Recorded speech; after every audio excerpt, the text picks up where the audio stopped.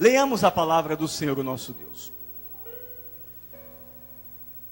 Apocalipse, capítulo de número 22, a partir do verso 12, diz assim: Eis que cedo venho, e o meu galardão está comigo, para dar a cada um segundo a sua obra. Eu sou o Alfa e o Ômega, o princípio e o fim, o primeiro e o derradeiro. Bem-aventurados aqueles que lavam as suas vestiduras no sangue do Cordeiro, para que tenham direito à árvore da vida e possam entrar na cidade pelas portas. Você pode dizer um amém? Estive meditando nesta passagem, e é uma palavra, uma mensagem que todos, eu acredito, sem exceção de ninguém, já ouvimos de alguma maneira alguém se expressar dessa palavra. Mas o que me chama a atenção e o que eu quero compartilhar com os irmãos, em especial, é o verso de número 13. Quando o Senhor se refere dizendo que Ele é o Alfa, Ele é o Ômega. Para quem não sabe, são as duas letras do alfabeto grego. Ele está dizendo que Ele é o início e que Ele é o final. E redundante, ou numa redundância, Ele está dizendo mais uma vez, olha, para que vocês entendam, eu sou o final, eu sou o início, eu sou o derradeiro. Ele começa, Ele termina, Ele é o início, Ele é o fim, Ele é o alfa e Ele é o ômega. Porque João escreveu estas palavras aqui no livro das Revelações? Pois bem, eu quero vos falar de outra pessoa, senão da pessoa do apóstolo João. Quem fora João? E por que João escreveu este livro? E de que maneira ele escreveu este livro? E por que o Senhor Jesus o escolheu para escrever este livro? João, ele é tido ou considerado como João, o apóstolo do amor. João, aquele dentre os 70, fora escolhido para fazer parte de um grupo seleto que foram 12, os seus 12 apóstolos. Dos 12, João, de uma forma muito seletiva, ainda há quem diga que não existe seleção, ou não existe um processo seletivo. E eu venho aqui te dizer que existe sim um processo seletivo. E tanto existe que o Senhor Jesus, apesar de ter vindo salvar e buscar o que se havia perdido, apesar de João também ter escrito que Deus amou o mundo de uma tal maneira que deu o seu Filho unigênito, para que todo aquele que nele crer não pereça, mas tenha a vida eterna. Contudo, ele também deixa registrado que aqueles que acreditam, aqueles que aceitam, eles encontram a salvação. Por aqueles que não acreditam e aqueles que não aceitam, a sentença já foi decretada, já estão condenados. Então existe sim um processo seletivo.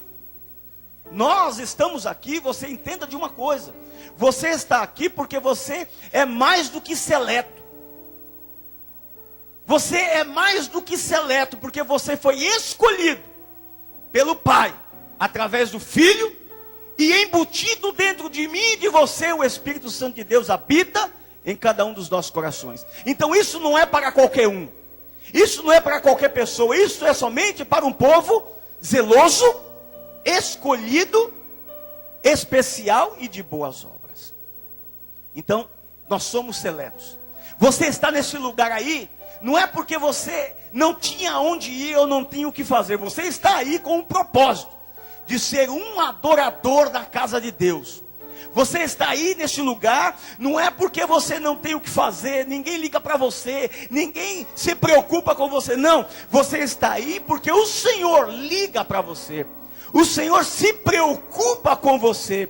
E o Senhor te trouxe à sua casa para mais uma vez ser um porta-voz da sua palavra.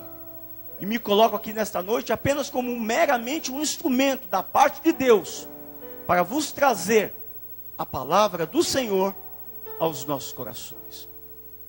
Mas João, para que possamos entender, João, quando escreve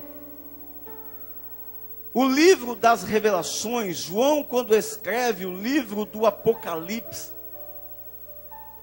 João, ele fora, no primeiro momento, jogado dentro de um caldeirão, dentro de um tacho, de óleo fervendo. Na verdade, os romanos queriam escalpelar, tirar o couro dele ainda vivo, ou cozinhar ele ainda vivo. E fizeram isso com João, somente pelo único motivo, o motivo pelo qual João obteve em mais de 99% do seu corpo uma queimadura ou queimaduras de terceiro grau. Somente porque ele estava aí no seu lugar, servindo a Deus. Somente porque ele pronunciava dizendo, eu sirvo e adoro um Deus vivo. Somente porque ele dizia, só Jesus salva, cura, batiza com o Espírito Santo e leva para o céu. Por isso, os romanos tentaram tirar a sua vida, não conseguindo. Então, ao perceber que tiraram ele dali, vivo, disseram, vamos jogar João, o apóstolo do amor, o remanescente dos apóstolos do Senhor Jesus, um dos últimos, por que não dizer o último, em um lugar extremo, em um lugar em que o imperador Diocleciano, isso acontece aproximadamente no ano 95 depois de Cristo, lançaram em uma ilha chamada Ilha de Patmos, uma ilha grega, que fica aproximadamente 55 quilômetros do país que hoje é a Turquia. Uma ilha que tem aproximadamente 65 quilômetros quadrados. Uma ilha estéril. Uma ilha que nada sobrevive naquele lugar. E ela é dividida literalmente ao meio. A banda norte e a banda sul. E a divisão é feita por uma relva, seriam arbustos, muito rudimentar. Porque ela é uma ilha rochosa. Não é uma ilha calcária. Não tem terra, só existe rocha. É uma rocha no meio do oceano. É uma rocha no meio do oceano Egeu. Então, pega-se esse João, um semi-morto. Eu imagino, faço aqui a minha analogia, e nós temos aqui enfermeiras, que com certeza já tratou de pessoas que passaram por um processo de queimadura. Não existe nada mais doloroso, segundo a ciência, nada é mais doloroso do que queimadura. A pessoa que sofre de queimaduras, ela sofre uma dor aguda e intensa. Ou seja, uma dor prolongada que não tem fim. Uma dor que começa e não termina. Uma dor tão intensa que a pessoa não tem condição, nem mesmo de se colocar de pé. Independendo da situação, quando o calor é intenso, queima-se os nervos, queima-se a pele, a derme, a epiderme, e chega aos nervos, e retrai os nervos daquele que fora queimado. Ele não tem mais condições de estender as mãos, de ficar de pé. Ele perde totalmente a mobilidade do corpo. E ainda por final, os seus órgãos internos, eles são cozidos. E a pessoa que sofre de uma queimadura, o seu pulmão começa a fabricar líquido, água, e não consegue expelir para fora. E a pessoa então ela começa a sofrer um processo de asfixia, começa a morrer afogada. E eu imagino como João não passou, ou de que maneira João estava lançado em uma ilha, para que os irmãos possam entender. Essa ilha de Patmos, durante o dia, ela chega até a 75 graus de caloria. Imaginem, senhores, você em cima de uma pedra, aonde o sol durante o dia aqueceu, e não existe lugar para se esconder, para se amparar. Não existe uma árvore, não existe ninguém que possa amparar aquele homem. E durante a noite a temperatura ela desce a graus extremos, que chega a graus negativos, até 10, 15 graus negativos. O frio é tremendo. E João suportou tudo isso por amor a Cristo. E João viveu este evangelho de poder e autoridade de verdade. E eu paro aqui para fazer meramente uma reflexão aos nossos corações.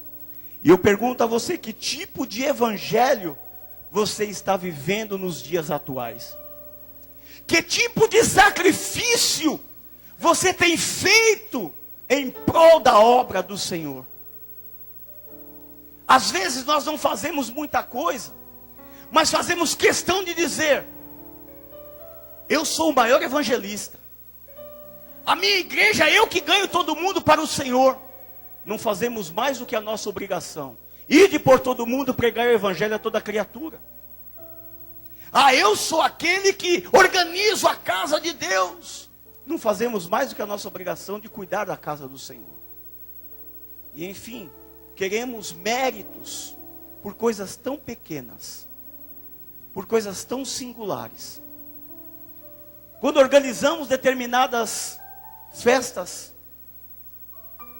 se não colocarmos o nome de quem começou, de quem falou, e hoje nós ouvimos semelhantemente isso na escola dominical. Foi um dos temas hoje da nossa aula. E eu paro aqui mais uma vez para te convidar. Mudamos o horário da escola dominical para te beneficiar. Eu queria ver você, ou queria ter o prazer de ver essa igreja repleta. Pastor Zé Carlos, Pastor Cláudio, um dia nós vamos ver. Um dia nós vamos ver. E hoje, nós encontramos homens que usam a tribuna para pregar a palavra, e trazem a glória para si, sendo que a glória pertence a uma única pessoa, ao Senhor o nosso Deus. E nós não passamos de instrumentos na sua mão, que somos usados segundo a sua vontade, segundo o seu querer e segundo a sua determinação. João estava nesta ilha, e aí me veio o pensamento, talvez João, fazendo aqui uma retrospectiva da sua vida, para que os irmãos possam entender quem é João. João foi aquele que foi mais ousado do que todos. João foi aquele que teve, assim, uma determinação além do que todos os outros tiveram. Porque João foi o único ser humano, o único homem, o único discípulo, o único apóstolo que teve o privilégio de deitar no coração de Deus e ouvir o tic-tac, o bater do coração do Senhor, o nosso Deus. João, se você parar para observar, João sempre esteve presente em todos os momentos com o Senhor. No Monte da Transfiguração, quem estava lá? Pedro, Tiago e João. Quando o Senhor Jesus, ele entra num processo de transfiguração, João se fazia presente. João também foi aquele que viu, esteve perto, diante de todos os milagres que Jesus operou. Em determinado momento, Jesus, ele tem que fazer um milagre diferenciado. E então, ele olha para os seus discípulos, e dentre esses discípulos, João estava presente. Quando entra na casa de Jairo, quando Jesus olha para a menina e fala, Talita cumi, João era um daqueles que estava dentro da casa, e quando Jesus botou todo mundo para fora, fechou a porta, João se fazia presente.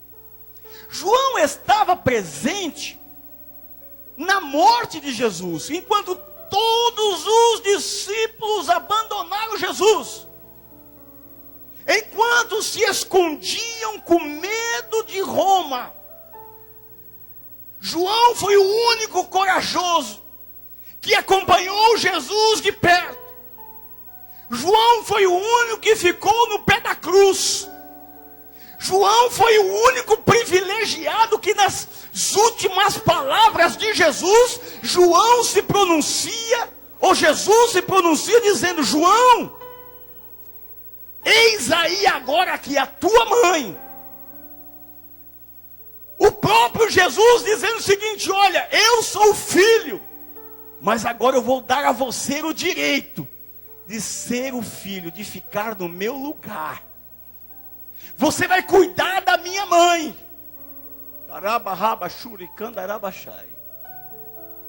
João foi o primeiro.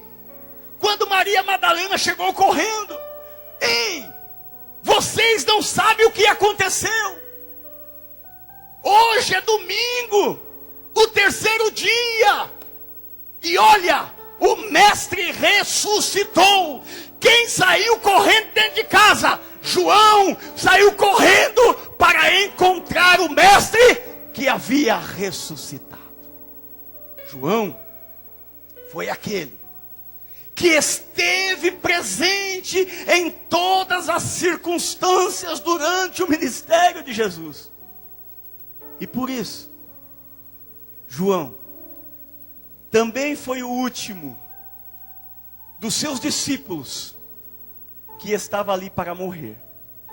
E eu parei para pensar e disse o seguinte, se eu estivesse no lugar de João, porque hoje quando nós falamos, quem quer Jesus, todo mundo diz, eu quero.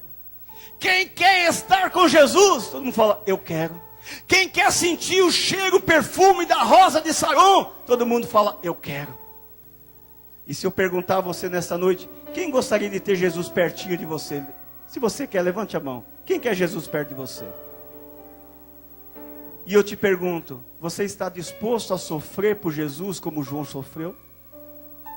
João esteve pertinho de Jesus, mas João dos discípulos foi o que mais sofreu. Você está preparado para sofrer por esse Jesus que você tanto quer estar perto dele? Sabe? Nós conhecemos pessoas que levantam bandeiras por causas efêmeras, corruptíveis, que começa-se e termina. Levanta-se bandeiras em nome de homens que destroem, corrompem o ser humano e a humanidade. Levanta-se bandeiras de torcidas por times de futebol. Levanta-se bandeiras por políticos, por homens corruptíveis. Brigam-se, se degladiam, tira-se a vida um do outro, porque se sente ofendido por uma coisa ou por outra. E nós, que temos levantado o estandarte, a bandeira de Cristo. Apesar de vivemos em um país laico, que a Constituição do nosso país nos dá a liberdade e o livre arbítrio de professarmos a religião que assim queremos e entendemos. Temos a liberdade de cultuarmos em santuários. Temos a liberdade de expressarmos este amor ao evangelho em praça pública.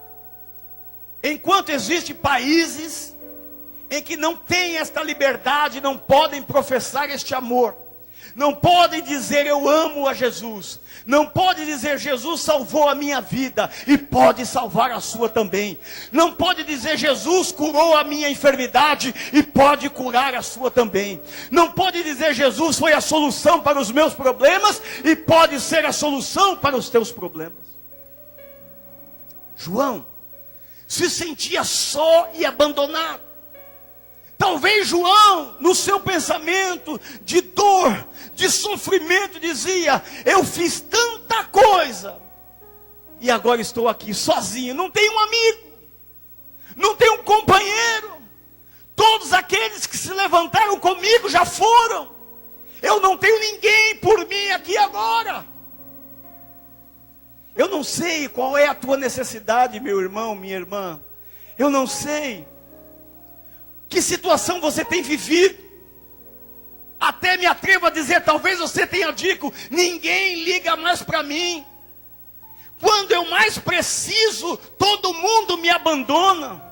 Quando você estava bem, não faltava ligações, 4, 5 celular tocando, amigos ligando, e-mail chegando, vamos fazer festa, vamos estar ali, vamos estar lá. Ei, você, sem você não tem festa, sem você não dá.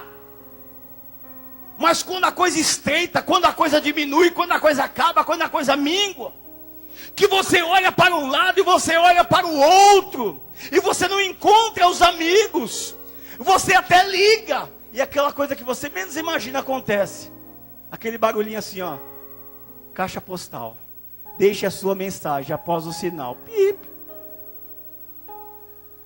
Ou então você bate na porta da casa daquela pessoa, sabe? O seu melhor amigo, a sua melhor amiga. Você bate na porta dele, dizendo: ei, me acode, me socorre, me ajuda. E a pessoa se faz de morto. Fala assim, ó, fica todo mundo quietinho. Vamos fazer de conta que não tem ninguém em casa, que ele desiste e vai embora. Porque não serve, ele não tem mais a oferecer. Mas o que eu quero que você entenda, que o nosso Jesus, ele tem a oferecer. O nosso Jesus jamais te abandonou. O nosso Jesus jamais deixou você sozinho. E ele então fala para João: ei João, você pensa que você está sozinho, você pensa que a tua jornada terminou, você pensa que você chegou no fim da sua jornada, abandonado, desprezado, humilhado, ultrajado, sofrendo, hein? Meu amigo, o Senhor Jesus olha para ele e fala: ei João, eis que cedo venho, e o meu galardão, Jesus está dizendo, eu tenho algo a dar a vocês, e é meu. Ninguém pode dar senão eu. O meu galardão que está comigo. Jesus não é guloso. Jesus não é egoísta. Ele tinha todo o direito de pegar tudo para ele. Porque ele foi o cordeiro mudo que deu a sua vida por amor à humanidade. O trono vazio que está lá nos céus desde a fundação dos séculos pertence ao Senhor. E ele não se assentou no trono, porque ele disse que esse trono vai se assentar com ele a igreja do Senhor. Nós iremos nos assentar. Ele é digno, mas não se assentou no trono, porque ele quer repartir. Ele não é egoísta. E ele disse aos discípulos: eu vou agora para o Pai, mas não vou abandonar vocês não. Eu vou enviar para vós outro Consolador. E este Consolador, que é o Espírito Santo do meu Deus, do meu Pai, ele vai estar com vocês, vai habitar em vocês, vai estar dentro de vocês todos os dias até a consumação dos séculos, porque depois nós estaremos com o Senhor para toda a eternidade. Então, essa coisa de falar que está sozinho, que está abandonado, que está desprezado, não é verdade. Isso é uma mentira, um engodo do diabo. E então, ele fala o seguinte: João, você não terminou a jornada. A sua jornada ainda não acabou. E para que você saiba de uma coisa, João, eu sou a primeira letra do alfabeto grego, que significa início. Eu estive no Gênesis, escondido, embutido no Pai. E através de você, João, serei a palavra da revelação a toda a humanidade. Serei a última palavra do alfabeto, que é o ômega. Serei o final, o livro das revelações. Eu vou conceder a você. Você verá o que ninguém jamais viu. Você vai escrever o que ninguém jamais escreveu ou escreverá. Todo mundo vai se pautar em você. Você sofreu, mas você foi firme.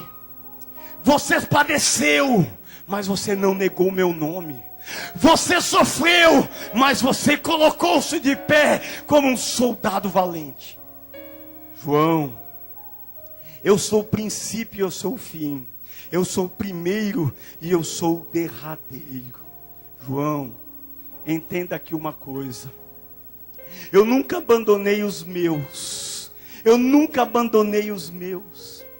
João, você se lembra, João, de um homem chamado Daniel, de um homem chamado Sadraque, Mesaque e Abednego, no meio da maior dificuldade deles, no meio da prova, enquanto eles deveriam renunciar, enquanto eles deveriam se prostrar diante daquela grande estátua de Nabucodonosor, estes três homens, Sadraque, Mesaque e Abednego, esses três homens disseram: olha, rei, quanto a este negócio, não temos que te dar satisfação nenhuma.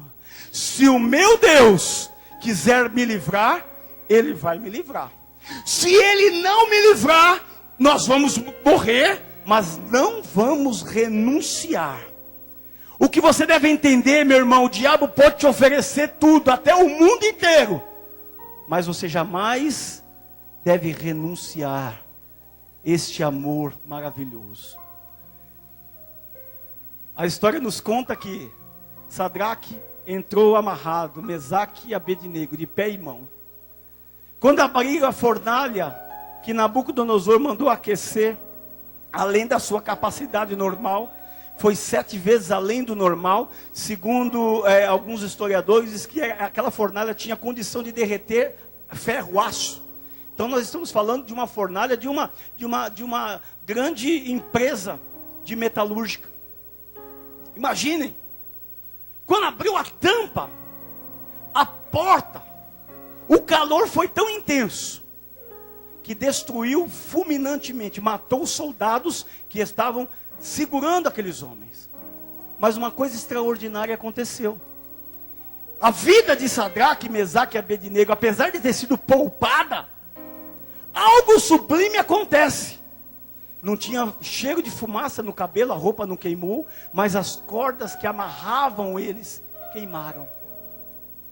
E eles começaram a andar dentro da fornalha. E então o rei olha e chama, meu pensamento, chama lá o escriba, porque tudo naquela época era escrito. Traga o decreto real, leia aí. Quantos homens nós mandamos para a fornalha? Mandamos 3. Mas eu estou vendo 4 pessoas. Sabe, minha irmã, quando você está na prova, você fala: eu estou sozinho, eu estou sozinha. Mentira, o Senhor está lá.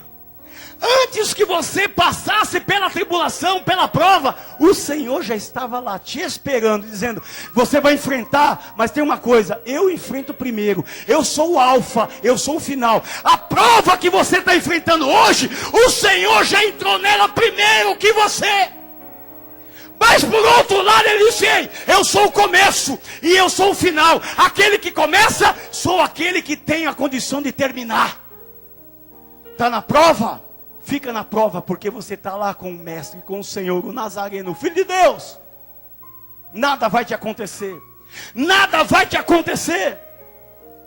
Daniel, lançaram na cova dos leões. Passou uma noite inteira lá com os leões. Nada aconteceu com Daniel. No dia seguinte, aqueles que acusaram Daniel, depois do rei tirar Daniel, lança-se aqueles que o acusaram, e eles nem caíram lá embaixo no fosso, e os leões então os destruíram e comeram. Quando Deus está comigo, com você, não existe fornalha que nos destrói, não existe leão que nos come, porque o Senhor é aquele que nos protege, que nos ampara. Eu vejo João na ilha de Pátimos, dentro de uma situação tão extrema, como eu disse no início. Mas por outro lado, eu vejo João confortado, consolado, dizendo o seguinte: João, está calor de dia, mas da mesma forma que eu protegi o meu povo no deserto, a minha mão esteve com eles no deserto, a minha mão está com você aqui em Pátimos. Este sol não vai prejudicar você. Durante a noite, a coluna de fogo que aquecia o povo no deserto, essa mesma coluna vai estar com você aqui, João. Este frio não vai te prejudicar. João, eu vou consolar teu coração. João, eu vou dar a você uma coisa que você mais teve. E aí quando você olha para o livro das Revelações, no capítulo 1, dos versos de 9 a 11, João na ilha de Patmos e a visão de Jesus glorificando a mensagem às igrejas da Ásia. E João começa escrevendo assim: eu, João, que também sou vosso irmão e companheiro na aflição, no reino, na paciência de Jesus Cristo. Estava dizendo: ei, eu conheço, eu sei o que é viver na aflição, eu sei o que é viver na angústia, mas por outro lado, eu sei viver na paciência. O Salmo 40 do Davi: esperei com paciência. Estava ali sofrendo, doendo, gemendo, mas assim, eu espero com paciência. Deus há de fazer um milagre. Deus há de providenciar uma maneira para que tudo isso termine. Eu quero profetizar na tua vida hoje, meu irmão, minha irmã. Deus há de fazer um milagre hoje, para que tudo isso termine na sua vida, na sua casa, na sua família, e um novo começo da história possa surgir nessa noite para você. Estava na ilha chamada Patmos, por causa da palavra de Deus e pelo testemunho de Jesus Cristo. Eu fui arrebatado em espírito no dia do Senhor, e ouvi de trás de mim uma grande voz, como de trombeta, que dizia: o que vê, escreve-o num livro e envia-o às 7 igrejas que estão na Ásia. Aqui eu paro para raciocinar um pouco. Se esta é uma ilha estéril, se esta era uma ilha que não tinha nada, se João foi jogado lá para morrer, como é que João arrumou caneta e livro para escrever? Quando Deus quer fazer um milagre, Ele envia até uma biblioteca inteirinha para te abençoar. Quando Deus quer fazer um milagre, surgem as coisas diante de você, para que o milagre seja registrado para todos sempre. E aí vai falando o nome das igrejas, que é Esmirna, Pérgamo, Tiatira, Sarde, Filadélfia, Laodiceia. E virei-me para ver quem falava comigo. E virando-me, vi 7 castiçais de ouro. E no meio dos 7 castiçais, semelhante ao Filho do Homem, vestido até os pés de uma veste comprida, cingido pelo peito com um cinto de ouro. E a sua cabeça e cabelos eram brancos como a lã branca, como a neve, e os olhos como chama de fogo, e os seus pés semelhantes a latão reluzente, como se tivesse sido refinado numa fornalha, e a sua voz como de muitas águas. Aqui João escreve aquilo que aconteceu lá com Mesaque, Sadraque e Abednego. Que fornalha que foi reluzida os pés do Senhor. O filho do homem que esteve com Sadraque, Mesaque e Abednego numa fornalha. Tiveram os seus pés polido e ficou reluzente. O Senhor é aquele que faz essas coisas por mim e por você. Enfrenta o extremo, só para não te deixar sozinho e sozinha. Vai além do infinito, só para dizer para você, apesar de não ter fim, eu sou aquele que posso colocar um fim em todas as coisas.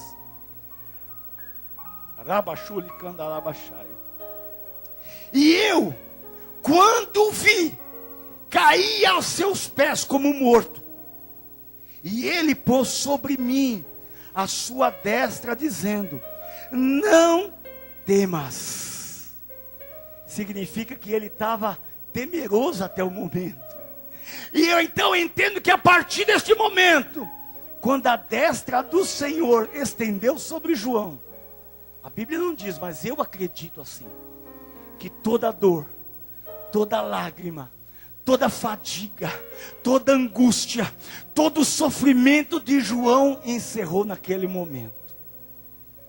Aquele nervo que estava retraído, que não podia fazer nada, a Bíblia não diz, mas eu creio que João foi estendendo as mãos assim, ó,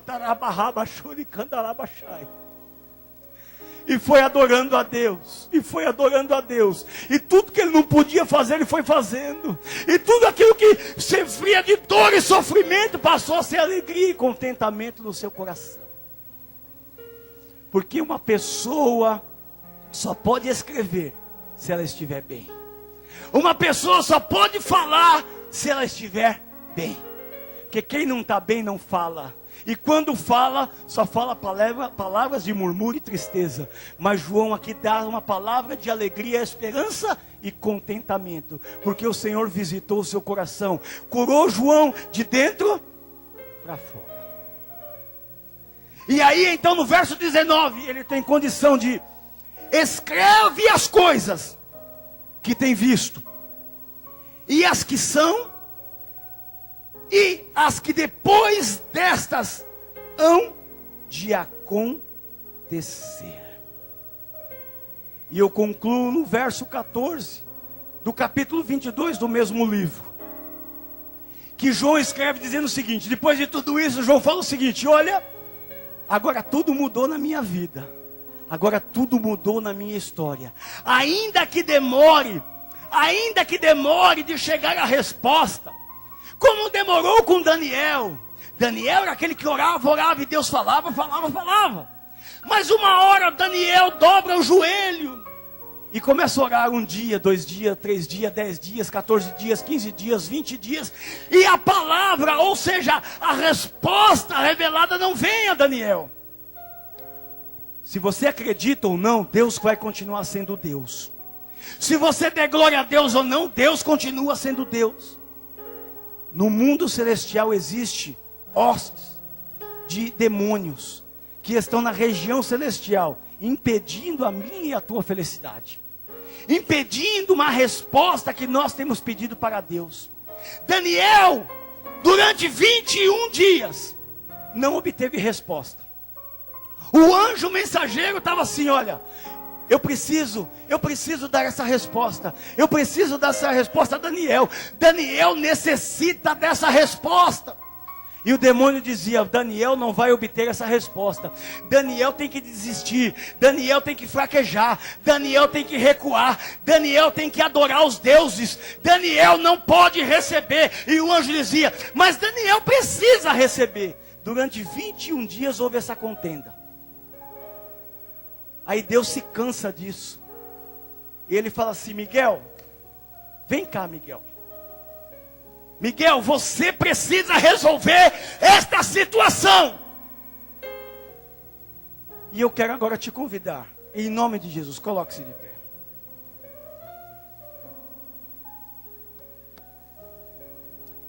Bem-aventurado aqueles que lavam as suas vestes no sangue do Cordeiro, para que tenham o direito à árvore da vida e possam entrar na cidade pelas portas. E eu quero profeticamente dizer a você, se vier apenas uma pessoa aqui, é porque apenas uma pessoa precisava ouvir isso.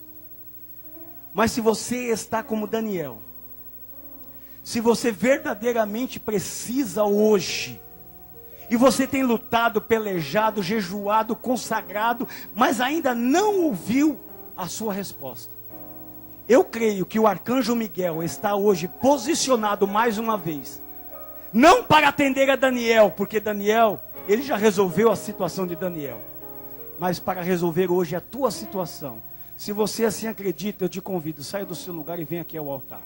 Eu quero orar por você, e creio que o milagre de Deus vai acontecer hoje na sua casa, na sua vida, na sua família. E da mesma forma que Miguel rasgou os céus com a sua espada flamejante, da mesma forma que Miguel teve que se intervir, para que o anjo do Senhor pudesse mandar a mensagem e ser o porta-voz de Deus aqui na terra, saiba que hoje, o Miguel, o porta-voz do Senhor, vai chegar até você, porque o diabo, o inferno, não vai segurar, não vai deter, o milagre vai acontecer. Deus hoje tem milagre para você. Deus hoje tem milagre para você, para sua casa, para sua família, para sua empresa. Se você acredita que hoje Deus escolheu este dia para fazer um grande milagre na sua vida, venha buscar o milagre de Deus. A você, meu irmão, minha irmã, que está nos ouvindo através da transmissão da internet, eu sei que é impossível você estar aqui neste momento pela fé, mas aonde você está, creia, dobre o seu joelho, porque o mesmo Senhor que enviou o arcanjo Miguel, ele envia também o arcanjo Miguel à sua casa, para rasgar os céus, e o mensageiro do Senhor vai te entregar o milagre da parte de Deus neste momento. Eu quero que você curve a sua cabeça, feche os seus olhos. Se você tiver condição, eu quero que você compartilhe esse momento de oração com quem está do seu lado. Você pode abraçar a pessoa que está com você. Diga para ele assim, diga para ela, nós vamos orar agora. Vamos pedir para que Deus faça um milagre na vida dos nossos irmãos, que precisam de um milagre da parte de Deus.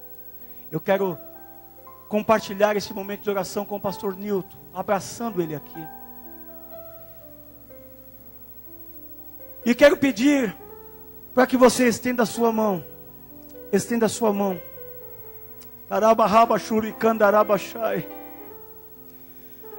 Pai de amor, Senhor supremo, arquiteto do universo.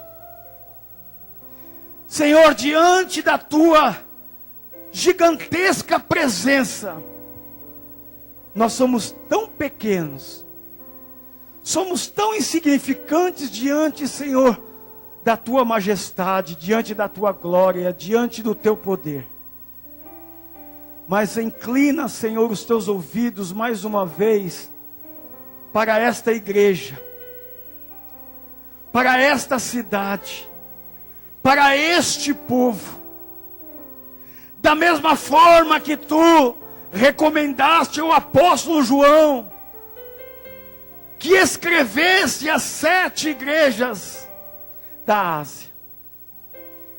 Mas esta palavra não ficou somente no continente africano. Ela transpôs oceanos. A sua palavra tem ecoado, Senhor, de séculos e séculos. Ela começou no Gênesis da criação e ainda não terminou. Vivemos ainda um presente, aonde nós inclinamos os nossos ouvidos, que são sensíveis à tua palavra, para ouvir a tua voz, Senhor. Pai, em nome de Jesus, conforta, consola os nossos corações. Ainda, Senhor, que digam que não tem mais jeito. Ainda que decretaram, Senhor, a falência. Ainda que disseram, é o fim. Não existe recuperação. Não tem como voltar atrás. Não dá para fazer o tempo voltar atrás. Eu creio em um Deus que pode parar um relógio, retrocedendo 15 graus atrás. Pode parar, Senhor, a terra, abrir o mar. Oh, Senhor, derrubar muralhas, transpor montanhas, parar o vento, mudar a ideologia do homem. Senhor, tu pode todas as coisas, porque tu tens o poder nos céus e na terra. Em nome de Jesus, faça um milagre hoje na vida dos meus irmãos. Aonde disseram que não tem mais jeito, tu és o alfa. Aonde disseram que a fila acabou, tu és o primeiro da fila. Aonde disseram que és o derradeiro, tu és o início. Senhor, abra as portas nesta noite e derrama sobre as nossas vidas bênçãos recalcadas, sacudidas e transbordantes, em nome de Jesus. Receba o milagre de Deus aí agora. Receba o milagre de Deus aí agora. Diga para você agora, para que o diabo possa ouvir: eu recebi o milagre de Deus.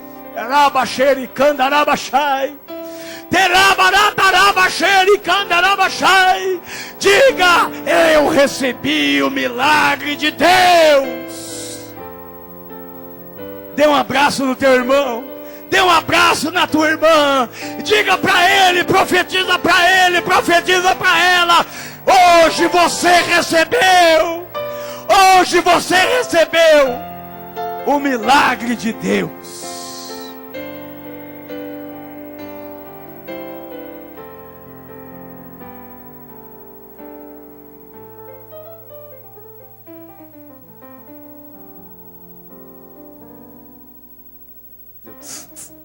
Tomai os vossos assentos, por gentileza. Deus vos abençoe em nome de Jesus.